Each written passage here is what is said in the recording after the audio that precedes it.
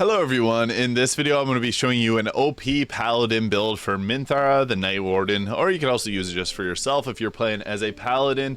Now, the Paladin is a great, kind of a combo class. It's mainly about dealing burst damage with smites, but also has a lot of healing utility. You get Lay Hands and Divine Sense. For subclass, I personally enjoyed the Oath of Vengeance. This is more of an offensive build. Oath of the Ancients more so healing. Oath of Devotion is more so like support. I think this one's the best. It gives you Inquisitor Might, which attacks deal additional 2 radiant damage for our ability score. So, depends where you are in the game. We can dump strength later on. If you visit the House of Hope, you can get gauntlets there. They'll set your strength to 23. You can also jump dexterity if you get the gloves in Act 2 that give you the 23 dexterity.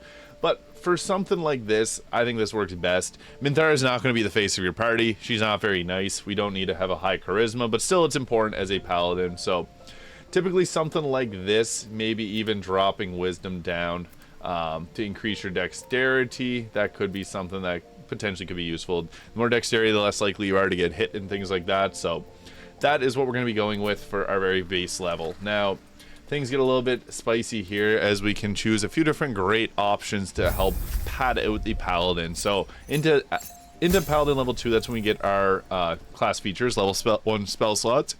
The thing with Paladins is it's only a half caster. So sorcerers, wizards, even the bard is full caster. So they get level 6 spells at level 12. The Paladin doesn't. It only gets up to level 3, but we can make the most out of that, and I'm going to show you how. So for our first level, we get our Divine Smite reaction, and critical reaction. Divine Smite is going to make up a lot of your attacks. So in terms of our fighting style, great weapon fighting is, I would say, the absolute best. When you roll a 1 or 2 in a damage dice, you can re-roll it once, so that helps you just put out better damage. Defense can be useful, gives you a +1 armor class, meaning you're going to hit your hits more often, but I personally think that great weapons fighting with a 2-hander is best. If you're using a shield, I would just prefer using a large 2-handed weapon because Divine Smite deals a lot of damage. In terms of our spells, so Command is actually incredibly useful. We want to have that. Compelled Duel can be useful for helping save your other allies. I like to have Cure Wounds that can give you some healing. I think we'll take that off. We'll put on Searing Smite just for the fire damage.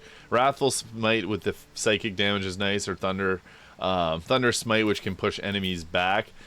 I like to have a couple different types of smites just for different damage utility. Command is very powerful though. You can command. What works best is Command takes an enemy out of its combat, so you can tell an enemy to come towards you. Command move closer is incredibly useful, and you can have Minthara do that and then just smite everyone to death. So that's typically what I like to roll with. So we're gonna go with that for our second level. Now, as we get into level 3, this is when we start to get a little bit more of the things padded out. So we get our race skill. She gets Fairy Fire, which all attacks targets within the light turn visible. And you get an advantage on attack rolls, so that's pretty useful. We do get one more spell. Protection from good and evil can be okay. I like Compelled Duel. I took it off last time, but it forces targets to attack you, so it's kind of like if you wanted to be a tank, but I prefer the Paladin as more of like a support damage dealer because the smites can be incredibly useful. So I'm just going to add Wrathful Smite there. Could potentially frighten your target, which is really huge. It means they just don't get to attack. And they'll have disadvantage on ability checks and attack rolls, and they cannot move. So that's pretty useful. That's what we'll roll with there. Zooming right in on our face here. But for Paladin level 4, that's when we get our channel Lay Hands charges. So for our spells, Bless can be useful, but typically you're going to have a cleric or someone else using Bless as their concentration. For our concentration, we could potentially use that. Heroism's nice, gives you the ability to not be frightened and 5 extra health points. That's good in Act 2.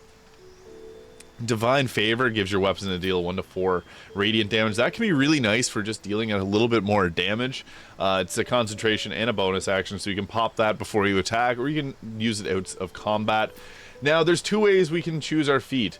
The obvious go-to is to round off our strength and charisma, so that's likely what I'm going to do. But since I am using a polearm here, there's 2 really great options. We can go Polearm Master, which gives you a bonus action to attack with the butt of your weapon, giving you a double attack. And you can also make an opportunity attack when targets come in range, so that's quite nice. Paired with Sentinel, which gives you advantage on opportunity attacks.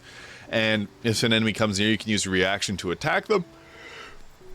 I wish I quickly... Oh, sorry for yawning. I don't know why I talk so much in these videos, I end up yawning. I'm going to go with ability improvement, take this up to 18, which gives us a +4 to our strength check. And then also 16 charisma for a +3 to our charisma checks. I think that's kind of the best way to go about doing this. Again, if we're using the Hill Giant Gauntlets or the Hill Giant Potions later in Act 3, which gives you 27 strength, those are great to just dump your strength entirely, but you gotta remember to use it, because if you don't, you're just going to be lacking in terms of your damage. Now, Paladin level 5, we get our second attack here, and we get a level 2 spell slot. So, we get to mesh our build a little bit further. So, Darkness, create a Dark Shroud. This is Minthara's race, Lolth-sworn drow. So you can get the Darkness spell here, which is kind of nice. But in terms of our spells, coming into level 2, protection from poison's okay. I personally like Branding Smite, which there's a lot of enemies that turn invisible. This prevents them from doing that. Aid is nice, gives you an extra 5 health. I'm going to take Compelled Duel here. Magic Weapon is another nice one, gives you a +1 bonus to attack and damage rolls, which can be useful. But I think something like that, Divine Favor, can be useful at times. We're going to go with that. As we get into level 6, we can always swap out our spells at any time, so it's not a big deal. We get our Aura of Protection. Now, this is kind of, I think it's bugged. It doesn't say the correct amount, but you get a plus your Charisma modifier to saving throws. So, +3 to our saving throws right now. And that's permanent. You just pop it up, and you get a nice addition to your saving throws. Great for the whole party. We like that. And for our next spell, Magic Weapon can be good. I can take out Divine Favor, maybe put on Aid for a little bit extra health. So something like that. I don't love using up spell slots to heal, but it's sometimes nice to do that, especially if you feel like you need it. So we get our club subclass feature, the Relentless Avenger. So if you hit an enemy with opportunity attack, your movement and speed increases by 4.5 meters for your next turn. That's huge for moving around.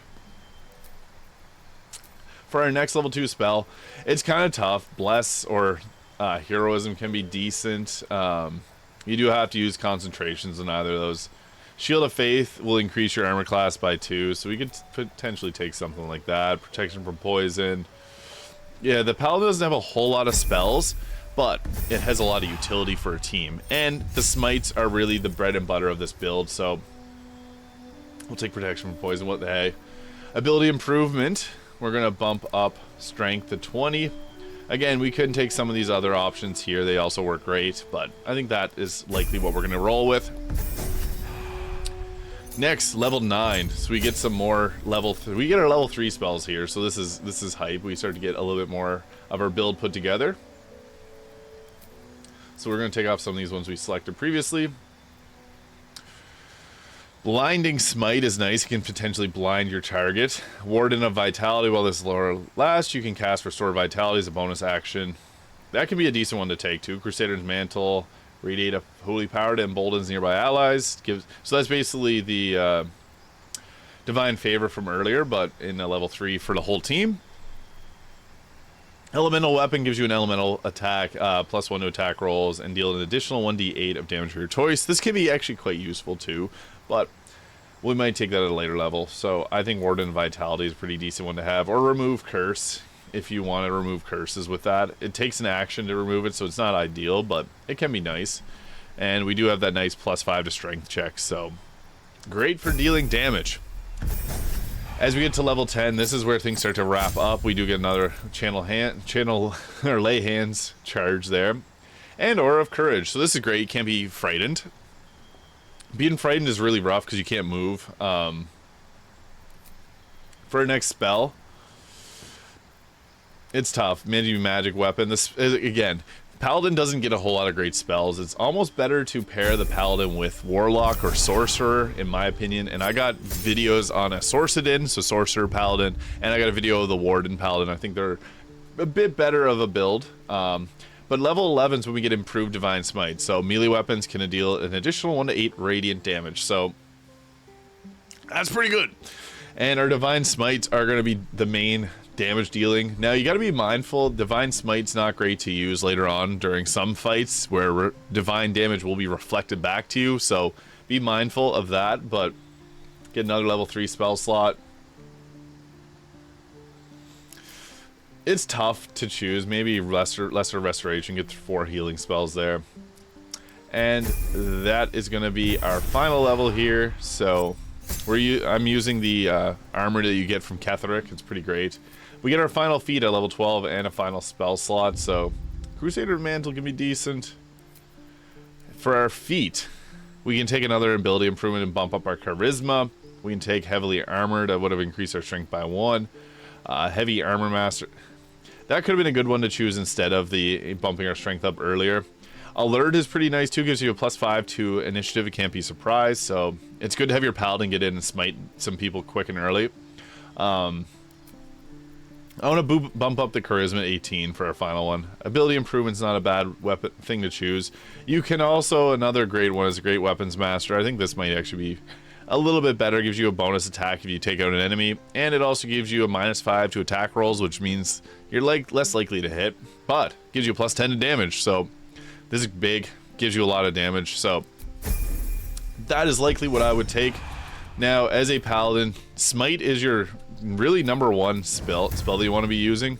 So you have a whole bunch of different spells here, but I would say that the bread and butter of this is Divine Smite. So you can see here 22 to 55 damage, deals an additional 1 to 8 radiant damage to fiends and undead. So this is really one of the best spells in the game, in all honesty. As a paladin, you will just want to be doing this to everyone. You want to be smacking them around with that Divine Smite because it's really powerful. If you use the aura of vitality there, you do get this 1 healing spell that you can use for free, which is kind of nice as a bonus action. So I'd recommend going with something like that. In terms of gear, I don't have the greatest of gear on this account, but Reaper's Embrace is a really great heavy armor that you can get later on in the game. I like the Charisma hat that gives you a +2 to Charisma, and also the Killer Sweetheart, which gives you a critical hit after you kill an enemy.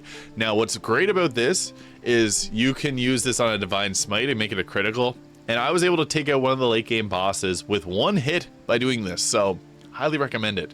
But there it is. That is a really great build for Minthara. Just 12 levels of Paladin. I do prefer a Paladin Warlock or a Paladin Sorcerer, but there it is. Thank you so much for watching. I hope you found this video useful, and if you did, please hit the subscribe button below.